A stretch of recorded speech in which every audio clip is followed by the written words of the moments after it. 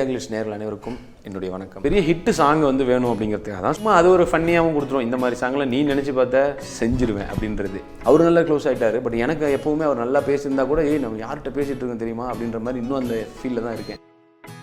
நமக்கு வந்து வடிவேல் சார் மாதிரி பெர்ஃபார்மன்ஸ்லாம் பண்ண முடியாது. கவுண்டமணி சாரை வச்சு தான் இப்போ ஓடிட்டு இருக்குது வாழ்க்கை. அதுதான் உண்மை.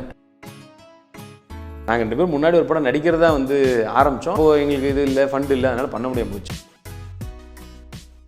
பூஜா ஹாலிடேஸ்க்கு உங்களோட 3 படங்கள் ரிலீஸ் ஆயிருக்கு. ஸோ இது எப்படி இருக்கு? அதில் தான் ஒரு மிகப்பெரிய சந்தோஷம். ஏன்னா ஒரே நாளில் ரிலீஸ் ஆகிற ஒரு 3 படத்துலையும் இருக்கோங்கிறது வந்து சொல்ல முடியாத ஒரு சந்தோஷம் தான். தேவியில் அது கெஸ்ட் ரோல் தான், சும்மா ஒரு 1 டே ஒர்க்கு தான். அது ஏஎல் விஜய் சார் கேட்கும்போது கண்டிப்பாக நம்ம பண்ணி தான் ஆகணும். நமக்கு முதல் பட வாய்ப்பு கொடுத்தவர். இன்னொரு பெரிய இதுனா 3 படமுமே நல்ல ரிவ்யூஸ் இருக்குது. எல்லா இடத்துலையுமே 3 படமுமே ஹிட் ஆகிடும், 3 படமுமே கலெக்ஷன் வைஸ் ஹிட் ஆகிடும்னு சொல்கிறாங்க. அது பயங்கர சந்தோஷமாக இருக்குது.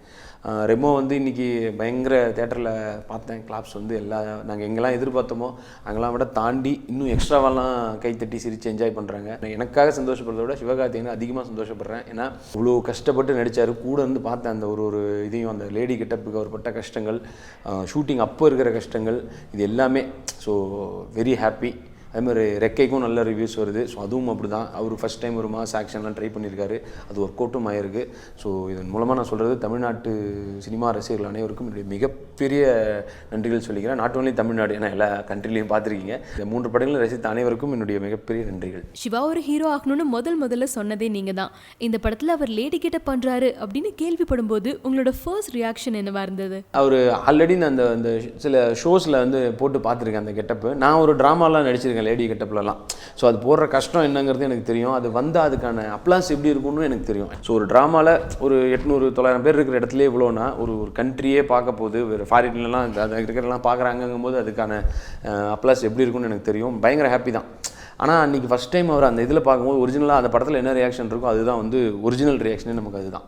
நீங்கள் 2 பேரும் செட்டில் இருக்கும்போதும் சரி, இல்லை ஷூட்டிங் பண்ணும்போதும் சரி, மாறி கலாய்ச்சிப்பீங்க. ஸோ இந்த பட டைமில் அந்த மாதிரியான இன்சிடென்ட்ஸ் பற்றி சொல்லுங்கள்.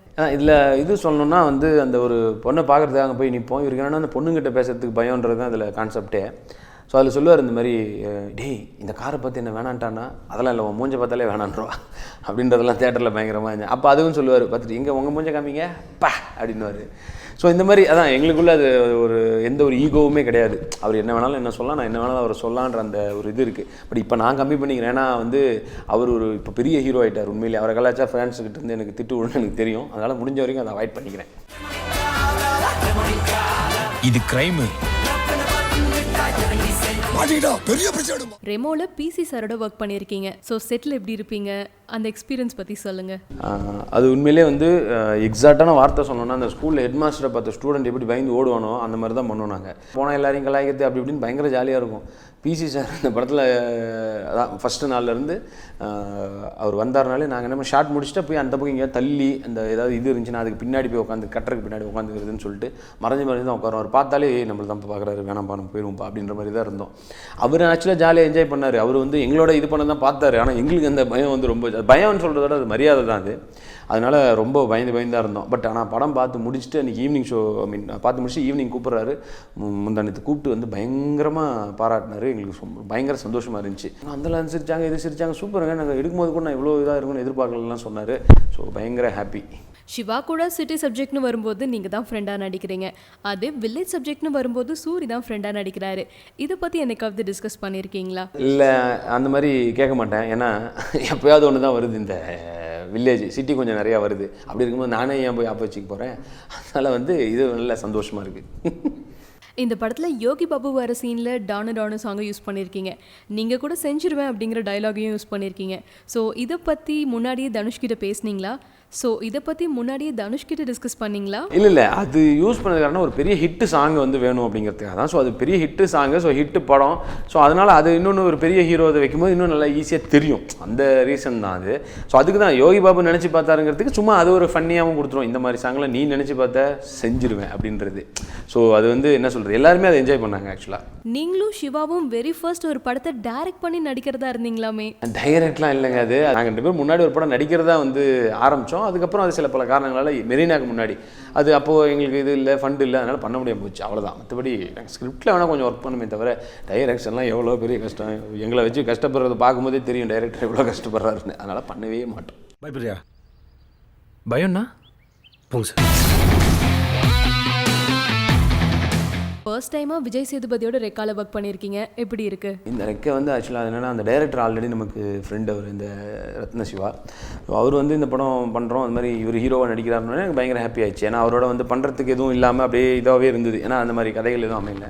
ஸோ இந்த படம் அதுவும் ஃபஸ்ட்டு டைம் வந்து அவர் ஒரு மாஸ் ஆக்ஷன் பண்ணுறாருங்கும் போது எனக்கு பயங்கர ஹாப்பி ஆயிடுச்சு. ஏன்னா இந்த மாதிரி ஒரு படத்தில் நடிக்கிறதும் எனக்கு ரொம்ப பிடிக்கும். எனக்கு ஃபுல்லாகவே நமக்கு இந்த மாஸ் படங்கள்னாவே பிடிக்கும். அவர் ரொம்ப நல்ல டைப்பு. போன உடனே நல்ல க்ளோஸ் ஆகிட்டார். ஸோ இன்றைக்கி எனக்கு சினிமா இண்டஸ்ட்ரியில் இருக்கிற ரொம்ப முக்கியமான நண்பர்கள் ஒருவர்னே சொல்லலாம் இவரை. உங்களை ஃபர்ஸ்ட் இன்ட்ரடியூஸ் பண்ணது ஏஎல் விஜய். இப்போ அவரோட டைரக்ஷனில் தேவி படத்தில் நடிச்சிருக்கீங்க, அதை பற்றி சொல்லுங்கள். அவர் ஃபோன் பண்ணிட்டு அன்றைக்கி தான் இந்த ஷூட்டில் இருக்கும், இந்த சீன் எடுத்துகிட்டு இருக்கோம். ரெமோவில் வந்துட்டு அந்த மொட்டை மாடியில் பேசுகிற சீனு, இது கிரைம்ன்ற அந்த சீன் எடுத்துகிட்டு இருக்க அன்றைக்கி தான் ஃபோன் பண்ணி இந்த மாதிரி ஒரு இருக்குது, எப்படிப்பா அவனுக்கு ஃப்ரீயாக இருந்தால் பண்ண பாடுறாரு. சார் நான் ஃப்ரீ பண்ணிட்டே வரேன் சார் இருந்தால் கூட. ஸோ போய் அது பண்ணேன். அது எனக்கு சந்தோஷம் தான். நம்ம வந்து அவர் படத்தில் நடிச்சிட்டு முதல்ல இன்ட்ரடியூஸ் பண்ணவர் அவரே வந்து கெஸ்ட் ரோல் பண்ணுன்ற லெவலில் கூப்பிட்றாருங்கிறது எனக்கு பெரிய சந்தோஷம் தான். அதுவும் பிரபுதேவா மாஸ்டரோட நடிக்க போகிறேன்னு கேட்டேன். வேறு யார் அவரோட தானே காம்பினேஷன் தானே? ஆமாம்மா மாஸ்டரோட தான். இப்போ வந்து அதில் பயங்கர சந்தோஷமாக இருந்துச்சு. அவரும் வந்து அங்கே ஸ்பாட்டில் சின்ன இம்ப்ரோவைசேஷனும் இருந்தது. அப்புறம் வந்து அவர் அதுக்கப்புறம் சொன்னார், படம் முடிச்சுட்டு டப்பிங்லாம் முடிஞ்சதுக்கப்புறம் ஏஎல் விஜய் சார் ஃபோன் பண்ணி சொன்னார், இந்த மாதிரி ரொம்ப பிடிச்சிருச்சுப்பா நீ பண்ணது. அவர் சொன்னார், இனிமேல் வந்து நம்ம கண்டிப்பாக அடுத்த படங்கள்லாம் யூஸ் பண்ணோம் அப்படின்னு சொன்னாருன்னாரு. அது ரொம்ப ஹாப்பியாக இருந்துச்சு. கத்திக்கு அப்புறமா மறுபடியும் விஜயோட பைரவால நடிக்கிறீங்க. ஸோ இந்த படத்தோட சான்ஸ், இந்த படத்தை பற்றியும் சொல்லுங்கள். கத்தி வந்து கமிட் ஆனப்போவே வந்து நான் வந்து பயங்கர ஒரு எப்படி சொல்கிறதுனா ஒரு வியப்பின் உச்சத்தில் தான் இருந்தேன். நம்ம லைஃப்பில் வந்து ஒரு அந்த அந்த நியூஸ் வந்தது வந்து எனக்கு ஃபோன் பண்ணி சார் வந்து முருகதாஸ் சார் சொல்லும்போது அதை அடிச்சிக்கிறதுக்கு இது வரைக்கும் ஒரு பெரிய நியூஸ் வந்து இதுக்கப்புறம் வருமானம்னு தெரியல. அப்படி ஒரு நியூஸ் அது. இப்போ வரைக்குமே நான் வந்து விஜய் சார் மேலே அந்த ஃபஸ்ட்டு டைம் பார்த்த வியப்பு, அந்த மரியாதை, அந்த பயம் அப்படியே தான் இப்போவும் இருக்கேன். அவர் நல்லா க்ளோஸ் ஆகிட்டார். பட் எனக்கு எப்போவுமே அவர் நல்லா பேசியிருந்தா கூட நம்ம யார்கிட்ட பேசிகிட்டு இருக்கோம் தெரியுமா அப்படின்ற மாதிரி இன்னும் அந்த ஃபீலில் தான் இருக்கேன். இப்போ வந்து பைரவாவும் வந்து பார்த்திங்கன்னா பயங்கர ஒரு நல்ல பயங்கர ஜாலியான படம். கத்தியை விட இதில் காமெடி இன்னும் கொஞ்சம் நமக்கு நிறையா இருக்கும் இந்த படத்தில். இது வந்து எல்லாமே அவருடைய படங்கள் எல்லாமே பார்த்திங்கன்னா எல்லாருக்குமே பிடிக்கும். மாஸ்னா மாஸ் இருக்கும், காமெடினா காமெடி இருக்கும், ஹியூமரு காமெடி, ஸோ அப்புறம் லவ், சென்டிமெண்ட்டு எல்லாமே இந்த படத்துலையும் இருக்கும். ஸோ ஒரு ஃபுல் மீல் சாப்பிட்டு போன ஒரு திருப்தி இருக்கும். கண்டிப்பாக எல்லாருக்கும் பிடிச்ச படமாக பைரவா இருக்கும். ஒவ்வொரு காமெடியன்ஸ் ஒவ்வொரு ஸ்டைலை ஃபாலோ பண்ணுவாங்க. ஒரு சிலர் பாடி லாங்குவேஜ், ஒரு சிலர் மாடுலேஷன். ஸோ நீங்கள் எந்த ஏரியாவில் கான்சன்ட்ரேட் பண்ணலான்னு இருக்கீங்க? இல்லைங்க, நமக்கு வந்து வடிவேல் சார் மாதிரி பெர்ஃபார்மன்ஸ்லாம் பண்ண முடியாது. அது வாய்ப்பே இல்லை. அது வந்து எப்போவாவது ஒன்று தான் ஒருத்தர் தான் வருவாங்க உலகத்துலேருந்து அந்த மாதிரி. ஸோ அந்த மாதிரி நமக்கு வராது. அதே மாதிரி கவுண்டமணி சாரை வச்சு தான் இப்போ ஓடிட்டுருக்குது வாழ்க்கை. அதுதான் உண்மை. என்னென்னா அவர் அந்த கவுண்டர் டக்குன்னு ஒன்றுக்கும் கவுண்டர் கலாய்க்கிறது, அது வந்து சூப்பராக சிறப்பாக பண்ணார். அதை காப்பி எடுத்து எங்கள் வண்டி ஓடிக்கொண்டிருக்கிறது. இப்போ ட்ரெண்டும் அந்த மாதிரி இருக்கிறதுனால ஒன்றும் பிரச்சனை இல்லாமல் போதும், அவ்வளோதான். இன்றைக்கி நிறையா நல்ல பயங்கரமாக நடிக்கிறவங்களாம் வராங்களோ அன்றைக்கெலாம் நம்ம வேறு ஏதாவது வேலையை பார்த்துட்டு போக வேண்டியது தான். சினிமாவை பற்றின லேட்டஸ்ட் அப்டேட்ஸை தெரிஞ்சுக்கிறதுக்கு இந்தியா கிளிட்ஸை சப்ஸ்கிரைப் பண்ணுங்கள்.